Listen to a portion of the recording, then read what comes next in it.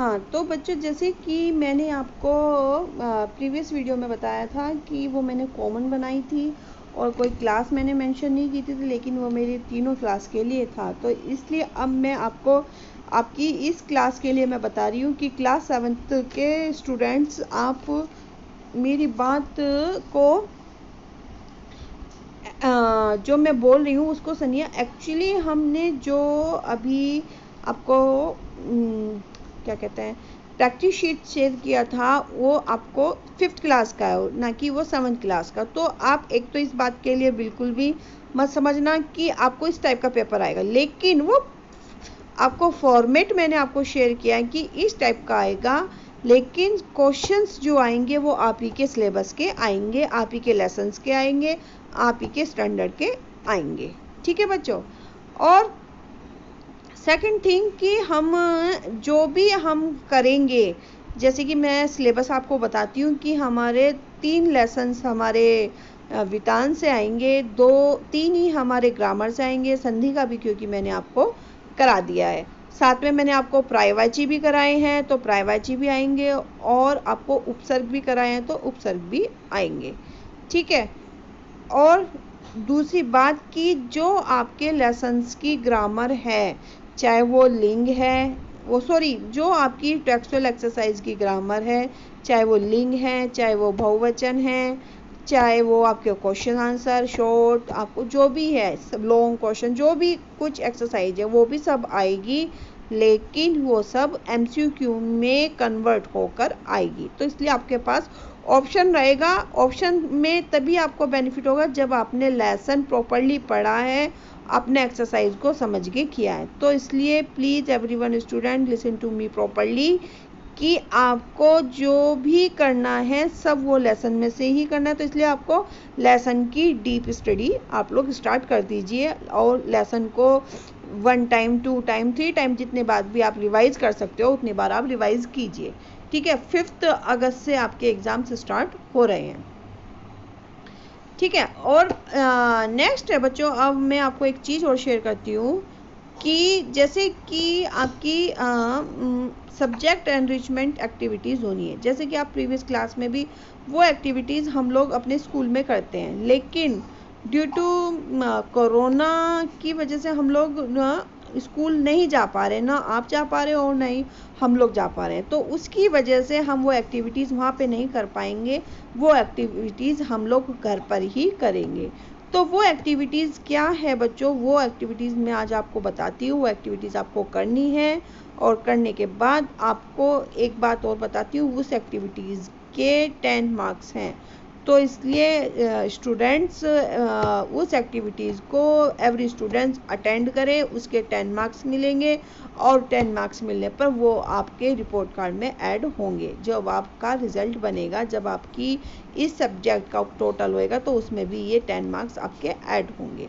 तो इसलिए कोई भी स्टूडेंट उसको स्किप ना करे कि ये तो ऐसी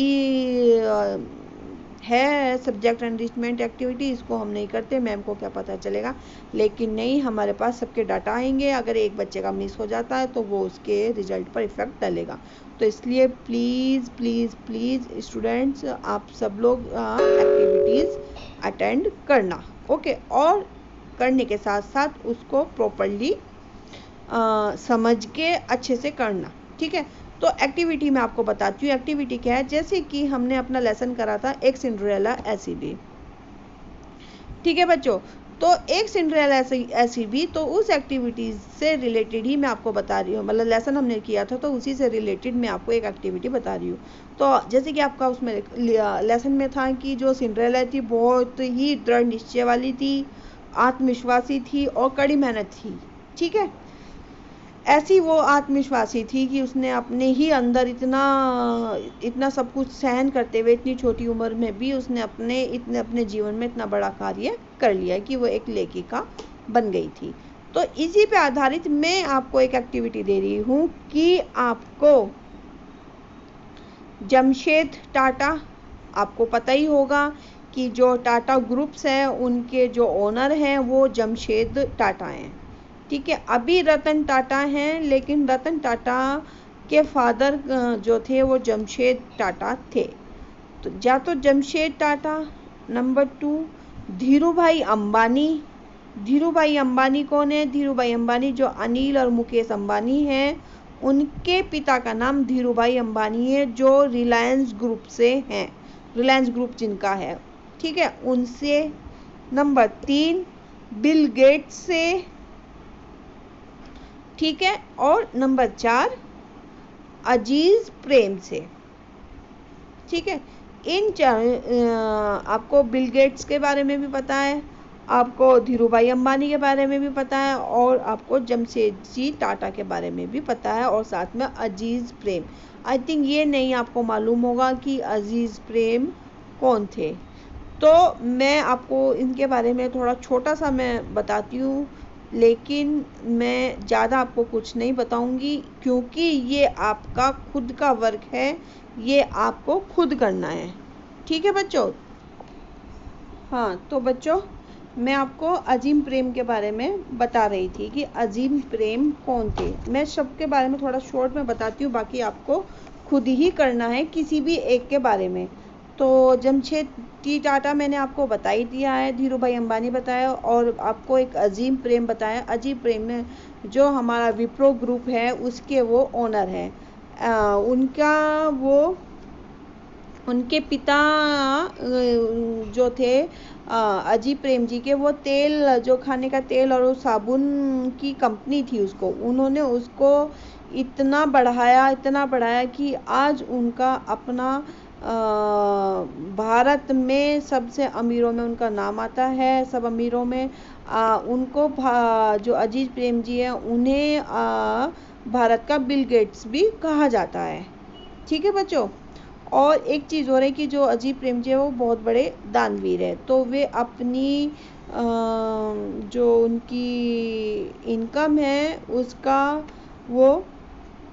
उन्होंने अपनी एक फाउंडेशन बना रखी है, जिसका उसका सारा जितना उससे खर्च होता है वो एक एजुकेशन उसको जाता है, एजुकेशन को देते हैं, ठीक है। तो अब मैं बताती हूँ बिल गेट्स। जैसे कि आप सब लोग जानते ही होंगे बिल गेट्स के बारे में। बिल गेट्स दुनिया का सबसे अमीर आदमी है, और उसका जन्म जो हुआ था वो 28 अक्टूबर 1955 को हुआ था। और उन्होंने, जो उनके पिता का नाम था विलियम हेनरी गेट्स था, और वे कमाते हैं वो एक मिनट में 15 लाख रुपए कमाते हैं, और वो हमेशा ऐसी है। और उनकी जो प्रॉपर्टी है जो उनकी है वो 90 बिलियन US डॉलर में है उनकी, ठीक है। और एक चीज़ और मैं बताती हूँ, जब उन्होंने हाई स्कूल किया था तो उसमें उन्होंने अपने 1600 में से 1590 उनके मार्क्स आए थे, और उसमें उनको सबसे बेस्ट स्टूडेंट और सबसे इंटेलिजेंट बच्चे का अवार्ड दिया गया था। तो ये थे आपके चारों। तो मैंने आपको बताया इन चारों में से, चाहे वो जमशेदजी टाटा हो, या धीरूभाई अंबानी हो, या आपका अजीम प्रेम, और फोर्थ है आपका बिल गेट्स, इन चारों में से किसी के एक के बारे में आपको लिखना है, 1-1.5 पेज का आपको लिखना है। अब लिखना है से मतलब क्या है, आपको इतना लिखना है, उनका जन्म के बारे में लिखना है, उनका जन्म कहाँ हुआ था, उनके मम्मी पापा का क्या नाम था, वो कैसे उन्होंने ग्रो अप किया अपना बिजनेस, उन्होंने कैसे अपने जीवन में कैसी कैसी परेशानियां उन्होंने झेली, कैसे उन्होंने अपने आज वो जिस पोजीशन पे उसके लिए उन्होंने क्या संघर्ष किया, कितना संघर्ष करके कि आज वो इस पोजीशन पे पहुँचे हैं, और उनकी इस कहानी से आप क्या प्रभावित होते हैं, इस कहानी से जो उनके जीवन की है उस कहानी पे आपके जीवन पे क्या प्रभाव पड़ता है, ये भी आपको लिखना है, ठीक है बच्चों। तो ये चारों मैंने बताए हैं, ये इन चारों के बारे में आपको लिखना है, और लिखने के बाद जब आप ये लिख लोगे तो इसका मुझे आप व्हाट्सएप कर देना। मैं उसका जो आपने लिखा है, नंबर 2 बात, वो जो आप लिखोगे साफ साफ लिखना बच्चों, मैं बता रही हूँ, सुंदर सुंदर राइटिंग में लिखना है। जिसका भी गंदे होंगे उसके मैं 2 मार्क्स काट लूँगी, या 1 मार्क्स 2 मार्क्स, जिसका जैसी मिस्टेक होगी, मात्राएं सही से, क्योंकि अब आप बड़े स्टैंडर्ड में हो कोई आप छोटे स्टैंडर्ड तो है नहीं है, तो इसलिए आप जो आपको करना है साफ साफ लिखना है और अच्छे से लिखना है, जो मुझे समझ में आ जाए। आप जो पिक्चर्स लोगे वो क्लियर होनी चाहिए, जो मुझे समझ में आया, जिससे कि मैं आपको 10 में से 10 दे दूं। ठीक है बच्चों, तो आज आपकी ये सब्जेक्ट एनरिचमेंट एक्टिविटी मैंने आपको बता दी है, ये आपको करनी है। और आपको जो ये सबमिट करना है आपको अपनी एक्टिविटी, ये 29 आपकी डेडलाइन है। 29 मॉर्निंग तक मेरे पास आ जानी चाहिए।